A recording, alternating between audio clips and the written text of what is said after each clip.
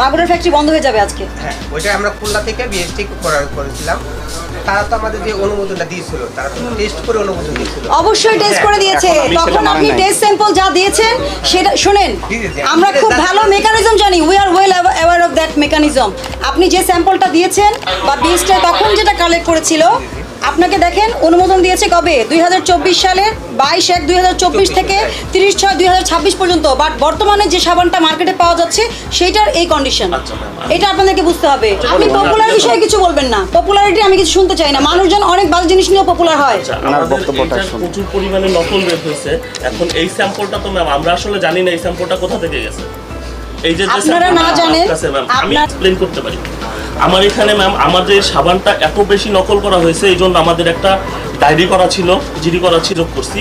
এবং দেখেন ম্যাম নকল পেজ, আমাদের পেজটা হলো কাশ্মীরি, আমাদের বেসিক যেটা আমাদের পেজ, এবং এখান থেকে এই পর্যন্ত দেখেন এতগুলা পেজ, এইগুলা সব নকল পেজ, যারা অসাধু উপায়ে আমাদের সাবানটা নকল করে। এবং আপনাকে আমি অনেক শুনেছি, আপনি আমার কথা শুনেন। আপনাকে তো সুযোগ দেওয়া হবে মানে কি, আপনাদের ব্যবসার লাইসেন্স বাতিল বা এই ধরনের কার্যক্রম তো পরে না। এটা মানুষের স্বাস্থ্যগত বিষয় এবং বিএসটি এর ল্যাব টেস্ট করে বিএসটি এর সাথে আমরা কথা বলে এসেছি, সেহেতু আমরা এই প্রতিষ্ঠানটি সাময়িক বন্ধ রাখবো। এটা মানে এটা না যে আপনাকে কিন্তু কোনো জরিমানা এখন আরোপ করা হচ্ছে না। আমরা সাময়িক এই কার্যক্রমটা বন্ধ রাখছি। কেন? এটা নিয়ে বাজার অনেক সন্দেহের তৈরি হয়েছে।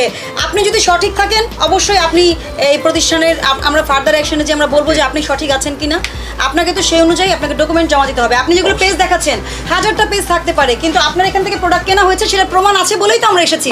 অবশ্যই দেখতে হবে আমরা ভোক্তা অধিকার সুরক্ষায় কাজ করি এবং বিএসটি থেকে সকল ডকুমেন্ট আমরা নিয়ে এসেছি।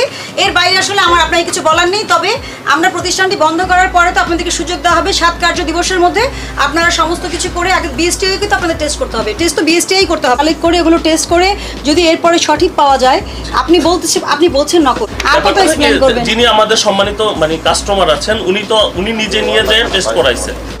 আপনার উপরে আপনি আমার এখান থেকে 20টা সাবান নিয়ে যান না, 20টা সাবান সেটা তো করব। আচ্ছা, এখন আপনি আমার কথা বুঝতে পারছেন? অবশ্যই ম্যাম। এখন আমরা এখান থেকেও 1-2টা স্যাম্পল নিয়ে যাব, যেটা নিয়ম অনুযায়ী নিতে হয়।